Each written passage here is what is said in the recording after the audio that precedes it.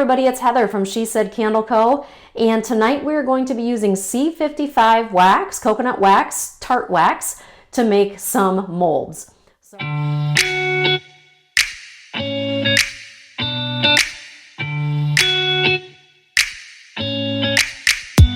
So I am testing some fragrances for my fall line for these little plastic molds, and they're 2.5 ounces. Here they are. Here's one of them right here. And I am going to be pouring a tester for each of my fragrances. So I'm going to walk you through one of those testers, and I'll show you my candle math, how hot we melt the wax, and just kind of the whole process. So if you have any questions, make sure you put them in the comments below, and I hope you enjoyed this video.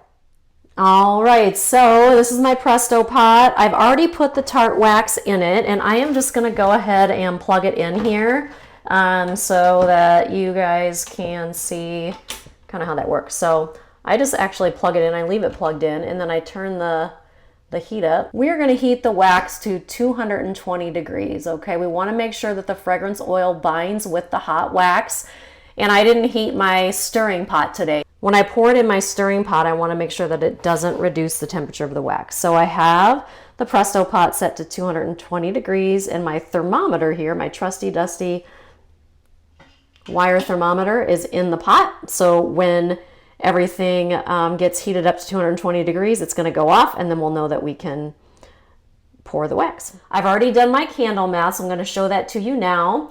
So for one little Tart wax mold, it is going to be 70.87 grams, and I want 10% fragrance load, so I am going to divide 70.87 by 110%, which equals 64.42 grams.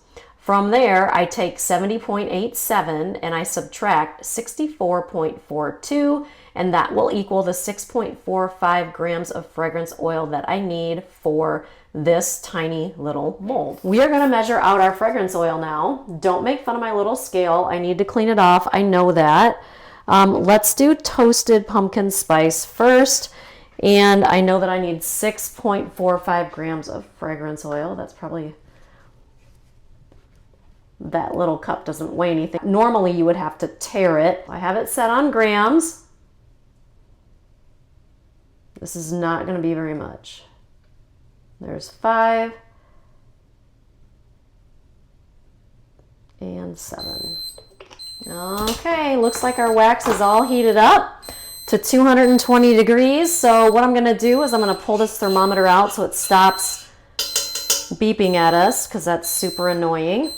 So what I'm going to do now is I'm going to place my pot on the scale, and I'm going to tare it. And we're going to need 64.42 grams of wax in this pot.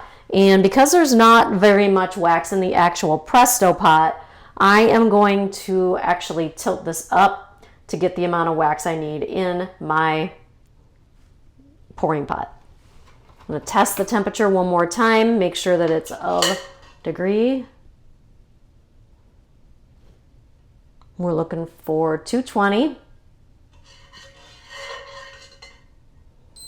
Yep, we're there. Pull it out.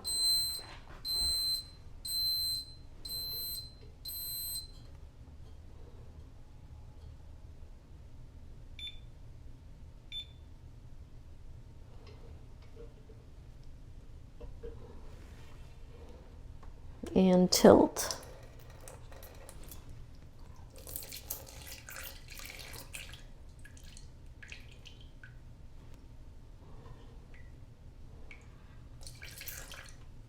$63, tiny bit left,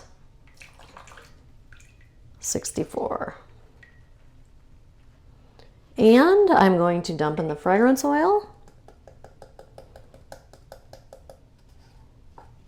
Okay, and then I'm going to give it a little stir here.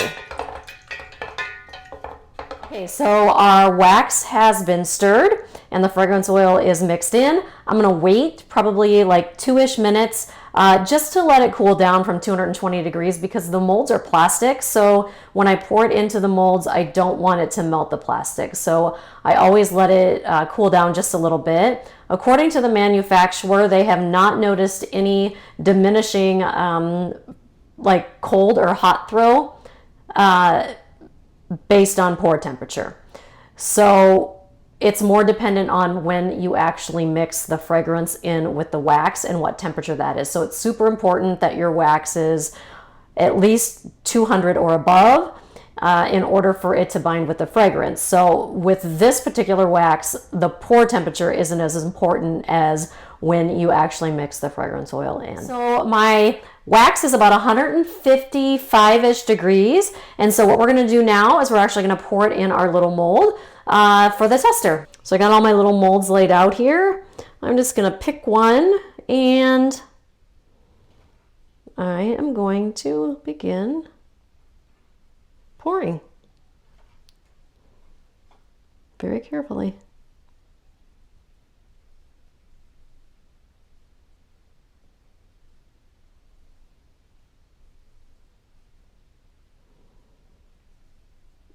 I pour right up to the brim here. And that's just about perfect. This is the 10% fragrance load mold. I'll bring you back to look at the finished product. All right, so here's the finished product. I have made 6 different scents of my Tart wax molds. And these are all going to be testers. It's normal for them to have a little bit of that rough appearance on top. If they were actually ones that I was going to sell, I would top them off and make them smooth. But just because they are testers, I'm going to leave them as is. Guys, thanks so much for watching. So it's really simple to pour the wax molds. It's a little bit more challenging here in my laundry room where I make my candles. To maneuver the camera and all that stuff. It's dark outside and my lighting is pretty bad in here. But I hope you got a good idea of how it kind of goes. If you have any questions, again, please put them in the comments below and I'll see you on the next video. If you like what you're seeing here, please subscribe to my channel. It really helps. Have a great night, everyone. Until next time.